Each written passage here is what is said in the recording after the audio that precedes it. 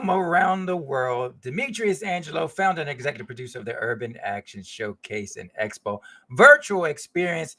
And as I promised, this is the Urban Fist of Legends Legacy Series with the living legend himself, Oso Tayari Casel. Sir, how you feeling today?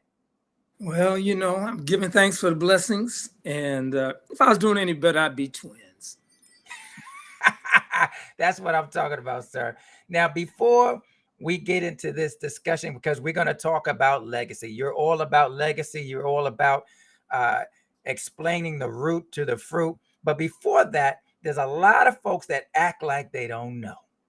And you know what I say, if you don't know, you better ask somebody. And since you asked me, come on, somebody, since you asked me, I'm going to show and tell.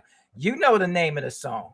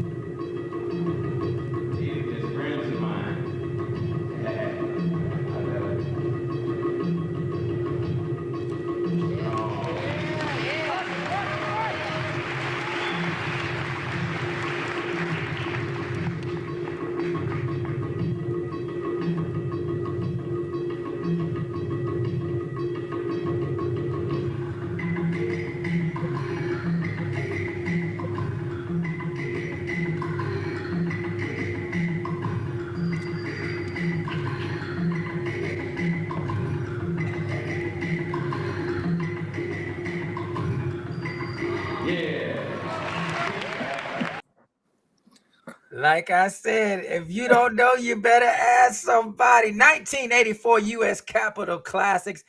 That is actually something that you co-founded. Am I correct? I co-founded the U.S. Capitol Classics and co-promoted it for 7 years. And what was interesting about that particular performance was it was impromptu.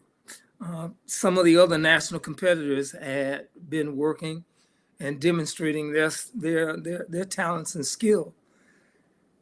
And I guess I said, let me remind them that I can still move across the floor. And I demonstrated a Shaolin Chongchuan form.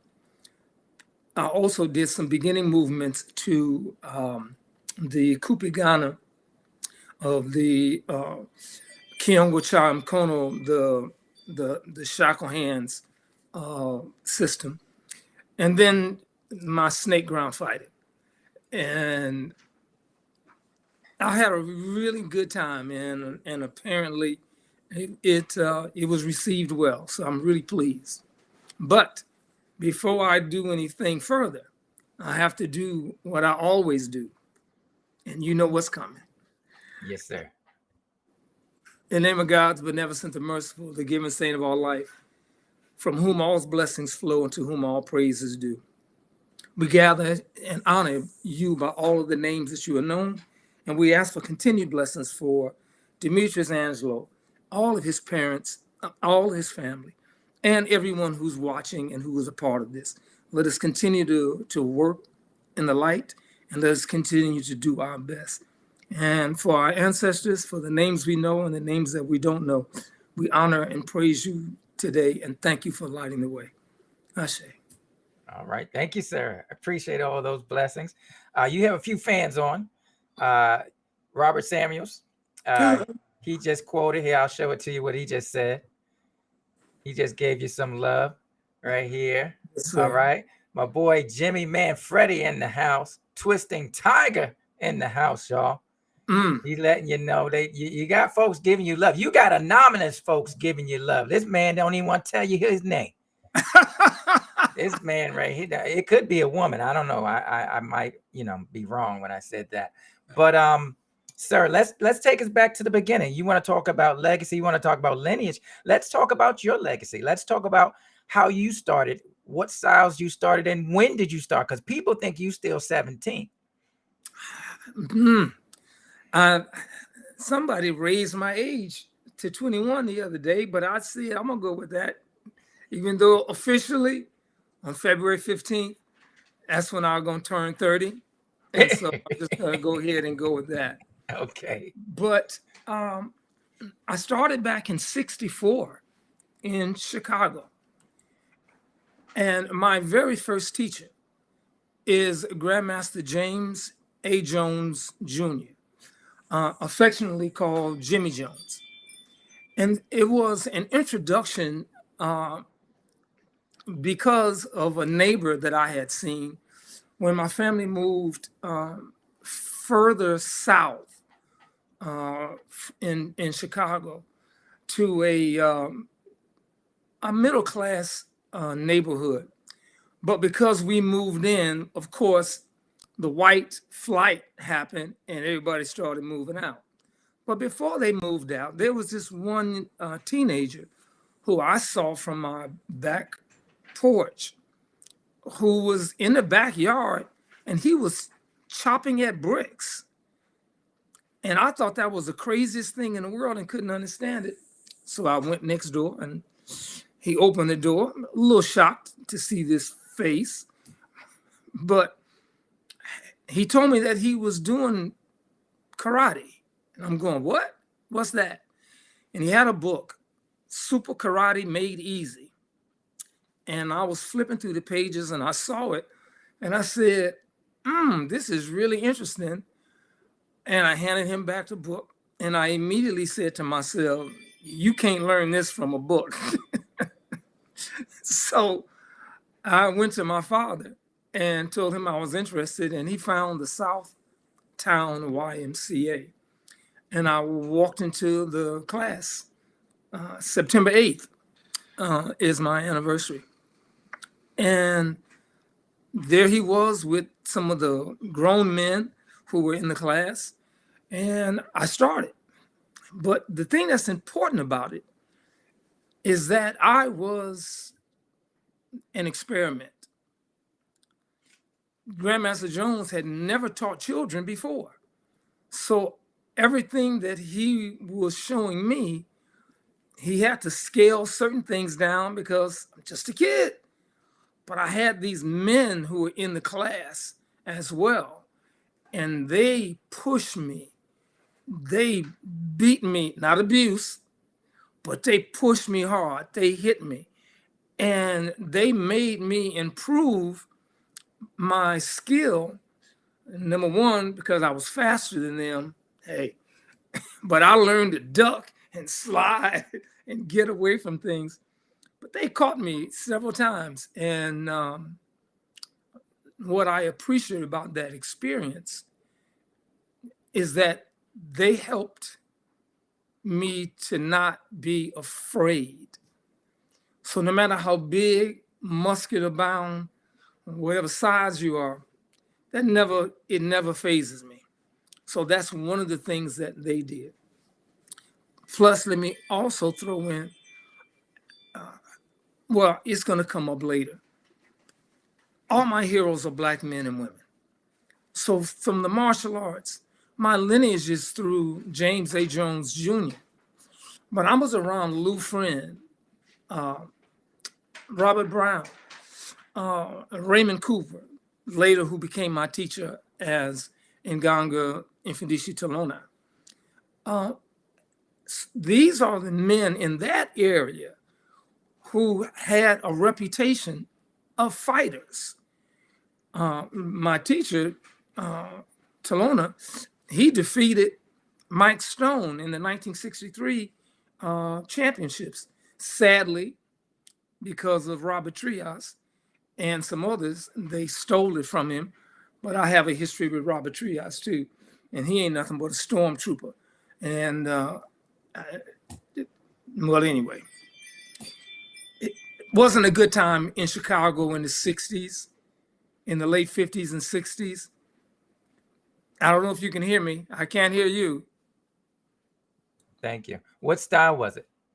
Oh, thank you for asking. Shorei Goju. That was my initial introduction into martial arts. Shorei Goju. Grandmaster Jones was a national competitor, and he beat everybody as well.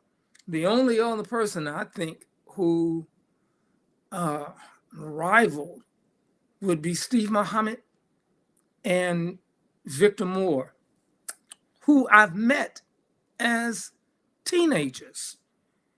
And they remember me. I still have a good relationship with them even to this day. Now the Kung Fu, when did that start? Because the flow is like none other. It's like, I think Bruce Lee saw your flow and said it was like water. Well, in 1968, at the June Ree's, I think it was the Washington National Championships, Bruce Lee was there. So I got a chance to meet him and sit beside him because I was trying to glean something from him looking at my teacher perform. And I was asking him what he thought about that. And he was like, real clear, this is a fighter. I come from a lineage of fighters. Don't just do forms. Fight, weapons. Good? Yes, sir. All right. But then he got a chance to see me work. And he complimented me on how well I had performed as well. Bruce Lee has been influenced by many people, and he has made sure to acknowledge some of them. But when you're dealing with the multi-million-dollar industry of martial arts, they got to keep somebody way out there. And because he passed away, he's got the best shot at being talked about forever. Don't get me started. You know where I'm going to go with this. So We're going to get you started also. So now, your Kung Fu started. in 1970. There was an incident that had taken place in Indiana for the USKA Grand Nationals. I was a brown belt, and I fought, and the person that I fought was the number three. No, I think he was the number 3 ranked brown belt in the United States Karate Association. And I dazzled him and beat him. The moment that I beat him, Robert Trias, this racist guy, who's the head of the United States Karate Association, walks into the middle of the ring, turns to every judge and says, I don't want to see that happen again. So you know what that meant to me? It's like the next person I was supposed to fight was the number 1 brown belt. They switched it up and had me fight somebody else. And he threw his arm up. They said point. He threw his leg up. They said point. And I'm looking around. It's like they just got me out of there.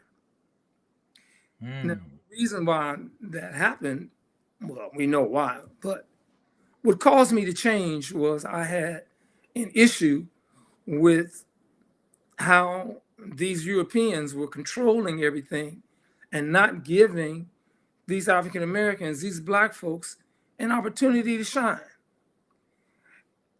And unfortunately, there wasn't enough support to overrule them. And I walked over to where Nganga Talona was, and I asked him if he would accept me as a student. And he said, I'll see you Monday. So that was the beginning of the Shaolin Chung Chuan of my training. It was also the beginning of when I started studying the African martial art of Kupigana Ngumi under him as well. Am I talking too much? No, this is interesting because I didn't know that. I thought you had 2 different teachers for Shaolin and for the African art. I didn't know that. Yes, there are 2 different. So Jones for karate, but for the Shaolin, it was the same one. But remember, just for history's sake, it's always important too. But I also studied Northern Shaolin under George Huling. I studied under his classmate, Nelson So. That was in New York City. And I also studied Ying Jiao Pai, Eagle Claw, with Grandmaster Shum Liang. Yeah, I've gotten around. Oh, and also Northern Praying Mantis under Raymond Nelson. Wow. Okay, so let's talk about competitions. What do you like most, forms or fighting? Because your forms are impeccable. Well, so is your fighting, because I've seen that too. I appreciate that. The reason why I prefer fighting is because it's unpredictable.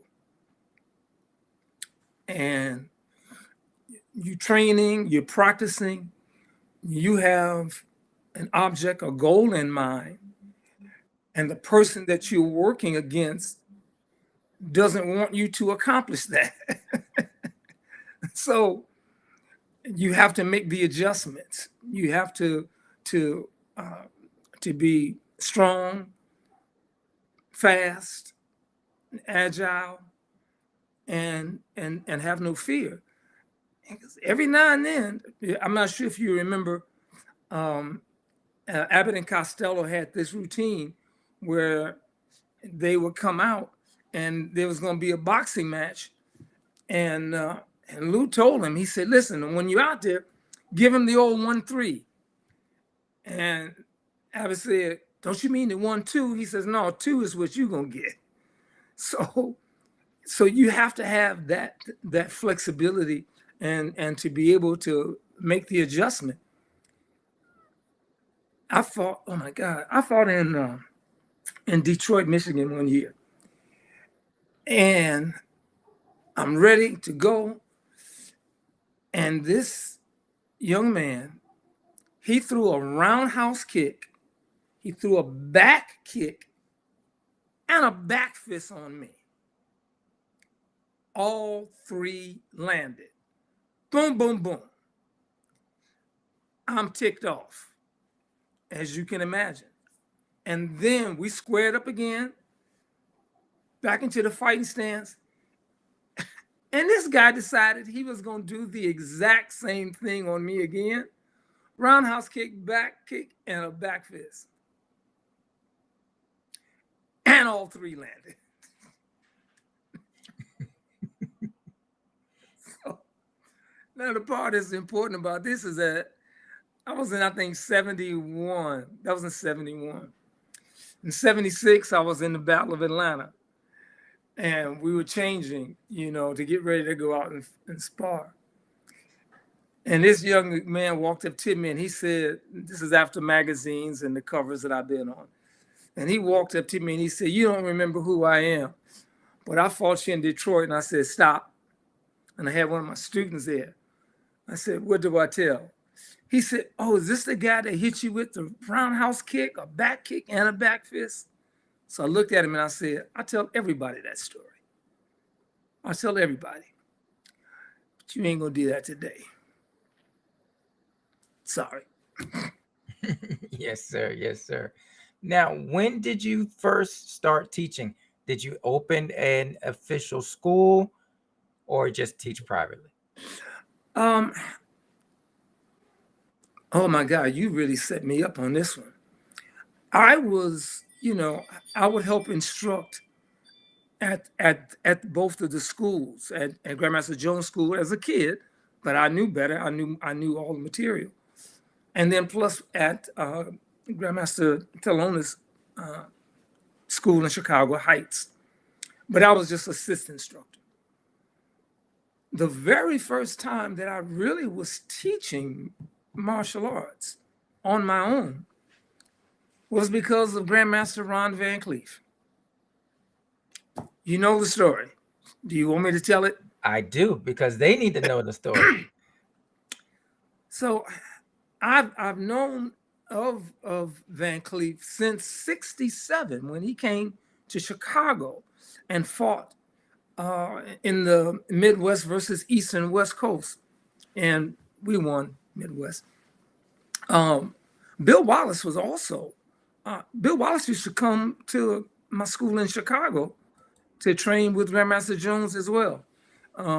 If anybody knows who Glenn Keeney is, then they will be aware of that as well. But I'm in New York City now. And at the very first tournament, Aaron Banks' tournament in Chinatown, I was fighting. But please remember, I'm coming from Chicago. We got different rules there. And I fought and I kicked this guy in the groin. And, I stepped back to get my point. And they didn't do anything. So I kicked him again. And then all of a sudden, it's just like, pandemonium. Van Cleef goes to the microphone. He takes it from Aaron Banks and says, hold on, you all. He's from Chicago. They got different rules there. And the groin is a legitimate target in Chicago. Personally, it's a legitimate target no matter where you go, because if you ain't sharp enough to block, and that's just simply how it goes. But he defended me. But a year later, and there's more to that story, I'll tell you that, but a year later in 72, he calls me and says, listen, there's a school franchise that's opening up called Jerome Mackey's in New York City. And this was the General Motors at that time, because he had schools all over New York and in Staten Island. And Van Cleef said, hey, I want you to go here and tell them that you want to work, and let's get you started. So I went there, talked to the people, auditioned, turned around, came back, and I called Ron. And he said, how'd it go? I said, hey, man, they offered me the job. So this is 1972. They offered me $15 an hour to teach martial arts in 1972. Do you understand how great that is, Demetrius? In 1972, I told Van Cleef, and after I told him, he said, what? And he hung the phone up on me. Now I'm trying to figure out what's going on. My phone rings again. There's no caller ID, remember back. My phone rings again. It's the guy that I had just spoken to, you know, of the audition for the job. And he said, look, everything is fine. We got you covered. You coming back. We get you started right away. And we got everything worked out. Now, I thought everything was already worked out. So I called Ron to say the guy called me back. And he said, yeah, did he tell you what they paying you? I said, I don't know. I thought it was the 15. He said, oh, no. I told them if they didn't pay you $25 an hour, they couldn't have you. You see me leaning forward. Yes, sir. 1972, Ron Van Cleef said, if you don't pay him $25 an hour, you can't have it. Now I'm working for Western Electric at that time, before I switched to AT&T. I was living off of my part-time checks as opposed to my full-time job. Thank you, Van Cleef. That's my brother. Yes, sir. Yes, sir. Okay, so when did you ever open your own school? Oh, yes, I did. I opened in 1974. Oh, wait. I was teaching. Yeah. I was teaching in the Bronx and two schools in Queens. One in Flushing and the other in Jamaica, Queens. And especially during that time, golly, man, people would come by the school in the Bronx and in Queens and would challenge me to fight. It was just, after a while, like, come on, guys, really? But they want to work, so let's get on the floor. But the best workout was at the McAlpin Hotel on, I think it's 34th Street. That's where Ron was teaching. And he would bring all of these black belts together at one time. So we're talking from Fred Miller, William Oliver, just on and on. And we were there training and working and fighting each other, sharpening our skills. Once again, Van Cleef. But in 1974, after my encounter with Little John Davis, I opened up a school in Plainfield, New Jersey. Okay. Now, before we get into that world famous Wild World of Sports, first major MMA fight in history, I want to show the folks a little something real quick. Take a look at this.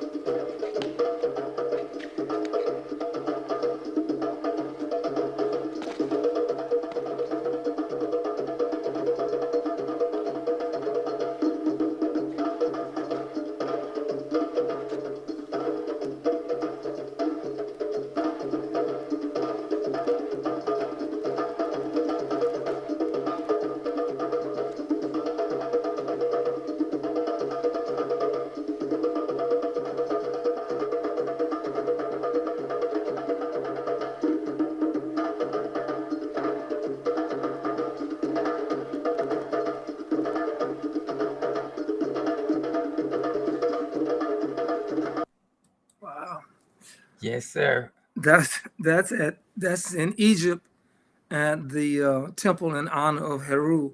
So for that falcon, and I was trying to pay homage, there. And thank you for sharing. I appreciate that.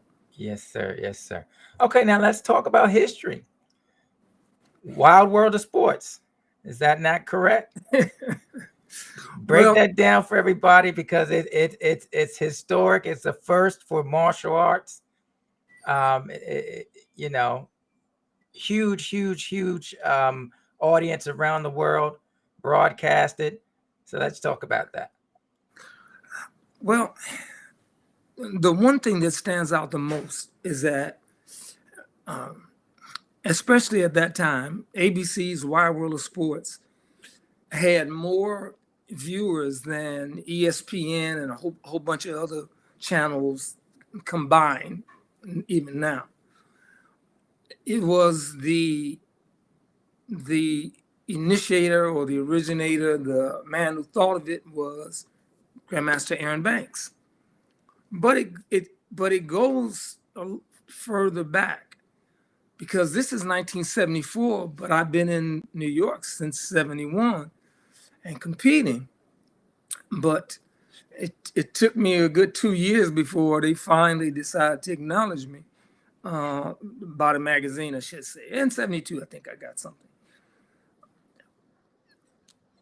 Little John Davis was the king of Sunnyside Gardens, a tournament that was held probably every month by Aaron Banks. And he just beat everybody. He was just the one. I would go to tournaments, and there were two names that always came up whenever I was present. They said, "You haven't met William Oliver? You haven't fought Little John Davis."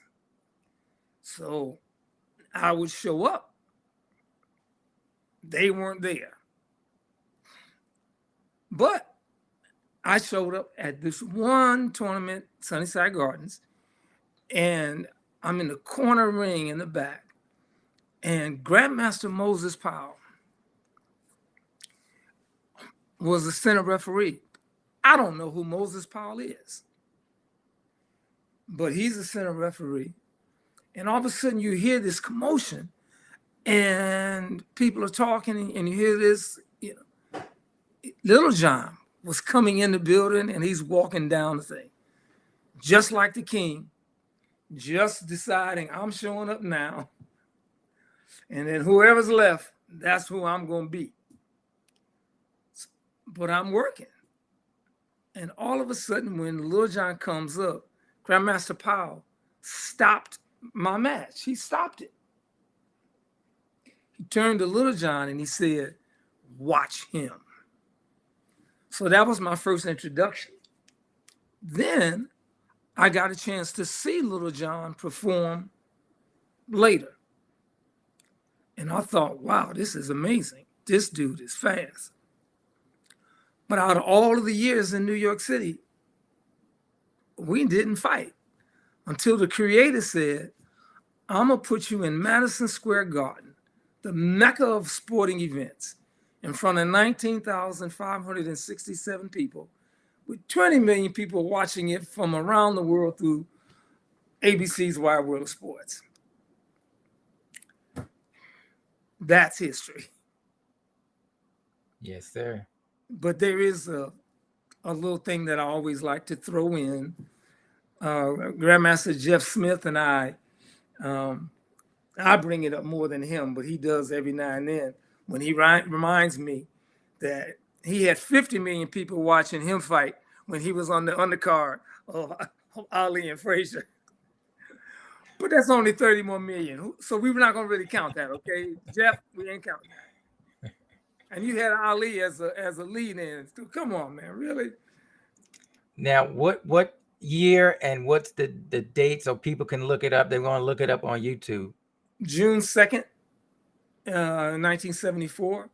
Go. There's a Soki Little John and I tape of it with some excerpts, some clips on it. They can see that. In 1975, they should see when I fought Benny Urquidez. You didn't know that I fought Benny, didn't you? No, I didn't know that. That's why. See, that's why we having this, man. I didn't know. So in 1975, once again, Aaron Banks, who was the premier promoter at the time, big stage at the Nassau Coliseum. There's some controversy regarding our match and how it was set up. But anyway, Benny and I clashed. Good match, good fight. The problem was the center referee, and they changed the rules on me because they wouldn't let me fight from the ground. But they told me I could. They wouldn't let me fight from the ground. But you can see some exciting footage when you see what I did from the ground. And it worked out well. The best part about it is not only are Benny and I still magnificent friends, like the same between me and Little John, but a couple of weeks or a month or so later, Chuck Norris put together a team for the USA versus Puerto Rico. And I was the only non-karate person that Chuck specifically put on his team. And yeah, I won technical knockout, third round. Benny and I fighting on the same team. So we're cheering for each other. Can you imagine? People who had just fought and tried to hurt each other earlier. Now we out there cheering for each other. And it's been like that ever since. That's amazing. That's amazing. So now, after the wild world of sports, that's when you open your school? Yes, in Plainfield, New Jersey. And what was the name of the school? Oh, I can't remember. Tayari Casel, Martial Arts Academy, Plainfield, New Jersey. Oh, School of Northern Shaolin and Kung Fu. Oh, okay. Gotcha. Right. Gotcha. Wonderful. It was above a movie theater. They only had 2 movie theaters in Plainfield, very small town, about 50,000 people in residence. They only had 2 movie theaters, one that showed adult films and then one that showed general audience films. And my school was on the 2nd floor above that place. And there was an incident that had taken place one Saturday when everybody was coming down to see the movie. And this young man decided to step out of line. And I was trying to be respectful and accommodating, but he kept pressing me. And I thought, well, this is just going to be some advertisement for my school. So let's just leave it at that. All right. Yes, sir. Yes, sir. Now, a lot of people don't know you were involved in Coming to America. You did some training for people with the Bow staff. Might as well go ahead and tell it. Well, there was a scene where there was a Bow staff, and I suggested certain things. And Demetrius Rashan, he's the one who was able basically to pull that together. But I was also asked about it. Yes, sir. Yes, sir. Yes, and I'm going to leave it at that. Okay, we're going to leave it at that. Now, a few people wanted to know if you were going to be writing a book. I'm in the process of writing my book. And in fact, it's going to be autobiography, memoir, and then there's going to be an instruction manual that will probably be inside of that book. And it's going to explain some of the principles that I'm dealing with in terms of my company. And my company is Elite Security Services and Solutions. And the basic premise for our business is discipline, courtesy, respect, and care. And that's why right now we are in a position to do what is literally the best. And that is to martial artists can really change the world. We can affect by our courtesy, our discipline, our respect, our care, our ability to move in a kind of loving and caring way that helps humanity. We can do that because those are the principles of the arts. That's what it's about. So be in good shape, but be kind. Make sure you can defend yourself, defend others. We are supposed to be taking care of the weak. So that's on us. That's our responsibility. And Grandmaster Moses Powell, who said, each one, teach one, eye to eye, heart to heart.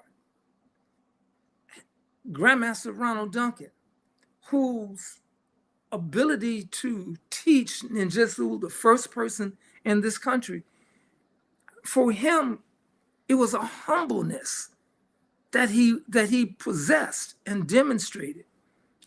Fred Hamilton, strong man in New York. Thomas the Puppet, George Cofield. I've already mentioned William Olive, Fred Miller. In Chicago, I mentioned these people. I mentioned Grandmaster Steve Muhammad and Victor Moore. So these are our elders that we're supposed to be looking up to and elevating them by paying attention. So if he's telling me to do something, I need to make sure that I do it. Let me be kind, let me be courteous, let me pay attention. And do my push-ups, shut up, do my kicks, do whatever is necessary. Well, use my knives. I like knives very much so now. I think you've seen one before. But so we owe it to those that have passed on before us, those who paved the way. I'm just a little kid. I'm watching Victor Moore in a tournament in Kansas City, 1967. And I'm watching him drill this guy, Jim McClain he fought. And it's like the timing was just perfect. So when you see these men who have done so much, I have to constantly praise because that's what inspired me. I was only involved in martial arts for two years, and then I decided this is all I ever want to do with my entire life being. And I've been blessed enough to be able to share and to travel around the world.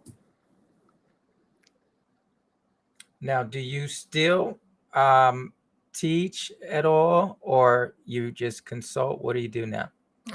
I'm gonna start. I got this one young man and his sister. So I think he's about 8 now. I taught him when he was 4. And I need to have that kind of connection again. So I'm gonna be starting that in a couple of weeks. Seminars, Soki Thomas Getling and Grandmaster Anthony Mahabit, they, produce these seminars and places. And so I like to go there and contribute and learn, what I can. Absolutely. Now, give us your most impactful moment in martial arts, both in fighting and forms, and then lastly in film. Most impactful.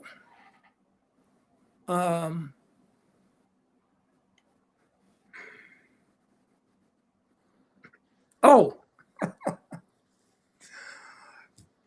1975, January, New York City. I believe it was at Oh, God, I don't know if it was a Manhattan Hotel. I can't think of the name of it. But Fred Hamilton decided that he wanted to make everybody who claimed to be martial arts and good prove.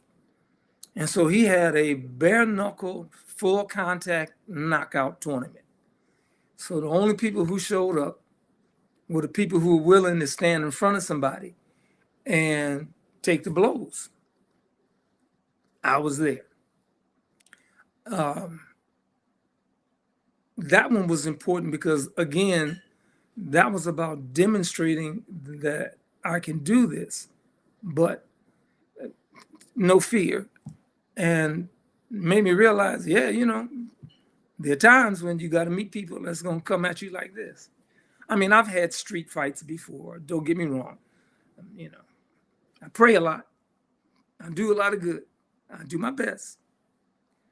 But every now and then, somebody might need to be, I got to rearrange some furniture. So, somebody's going home, with some scratches. Okay, so let's move on to forms now. Forms. Learning, having to learn Chung Chuan 4, that was real important because my brother, Infinici Vitae, he was given the form first by my teacher.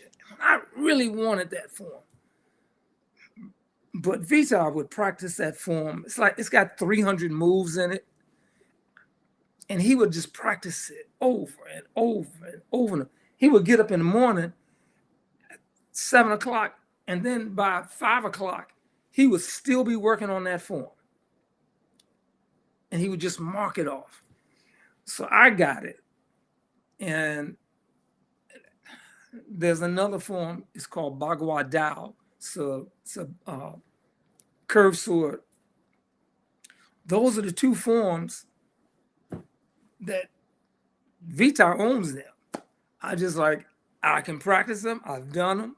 I've won competing. There's a Las Vegas video of me. I'm in my purple outfit, and I'm doing some of it in that form, that competition. So that's that one. Yeah. All right. So now let's finally, Back back in 1976, and in 76, winning in the Battle of Atlanta, and then in the Superstar Nationals, and in the Mid-America Diamond Nationals. Okay. And that was that particular form that you used to win. Yep. Chung Chuan. I also combine Nimbu. I combine Nimbu with that. See, people think that mixed martial arts is something new. People have been putting themselves in what they, their discipline for years. Yes, sir. And this is a testament to that. Now, finally, from the beginning of martial arts cinema, we've had people who actually study some form of martial arts at least.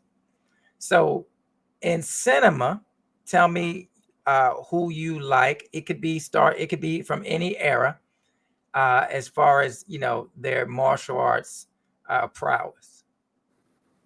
Well, immediately, because it's current, is Michael Jai White. Mm-hmm. But also, I saw there's this woman that threw this kick in No Time to Die. Mm-hmm. She got on this black dress, and she got to work. She got to work, and she threw this kick. It was so proud. I'm like, yeah, that. The intricacies of some of the movements now are always great. John Wick. But I don't have anybody that I can you know, point to right now like that. Well, you've actually created some people like that. One of your champion students, Willie the Bam Johnson, went on to do WMAC Masters, Yeah. right? So you definitely have a lineage of your legacy that's following you. So we're gonna have to have you back because I didn't talk about you being a magician. I didn't talk about that. So we're gonna have to bring you back to talk about that another time. But anybody, do you have any place that people can follow your career, a website or anything? Obviously, they can't all go to your Facebook page because it's a private page. But No, I'm a public, my public page. no, meaning they all can't be your friend. That's what I'm saying. Okay. They can go Well, look. um, I am supposed to have created a website with you, so I guess this is me finally having to do that. So, Okay, well, we're gonna do that. We're yeah, gonna do that. I know we are. I know we are. Yes, sir. But just they can find me. I'm easy to be found. I'm easy to be. Yes, sir. Yes, sir. Well, sir, thank you so much for your time. It's been a pleasure. It's been an honor, and it's been a lesson of legacy because there was a lot that I just learned that I didn't know, and I'm sure all these people here didn't know as well. So we thank you for taking time out to speak to us. Also, I would like to note another day one, Oso Tayari Casel supported the Urban Action Showcase from the beginning and has been continuously supporting us, even as a sponsor. Don't ask him; he's not sponsoring you. But I'm just saying, say they gonna call you up talking about, well, Demetrius, no, don't start telling. Like I'm gonna tell you what Grandma said. Don't start telling that story. No. Well, but I guess sir, the thing that's important is I appreciate you mentioning it, but so publicly, Urban Access Showcase with Demetrius Angelo and Seafood Robert Samuels, they can run with me. I'm in the process of doing something with Willie Bam Johnson. I've got a project that I want to work out with him, and also James Jefferson for Warrior Island. So I'm trying to keep busy, but right now I'm keeping it a little tight because I don't want to spread myself too thin, as the saying goes, but I want to make sure that I can branch out and to help as many as I can because I'm looking forward to somebody helping me. well, sir, you got my vote. Anything you need, let me know because you've always been there for us and for me, and I appreciate it. And with that said, once again, this has been Urban Action Showcase, Urban Fist of Legends Legacy Series with the living legend Oso Tayari Casel. Coming up next, we've got Halle Berry's Netflix premiere of Bruce. For those who signed up for that, the watch party starts at 7:30. For those who have the VR headsets, you can go into the VR at the same time in the Netflix lounge off the website under screenings. And then tomorrow, don't miss Fred the Hammer Williamson for Original Gangsters at 8 p.m. Eastern. He will actually be on with the live watch party screening. So he'll be answering behind the scenes for you guys live.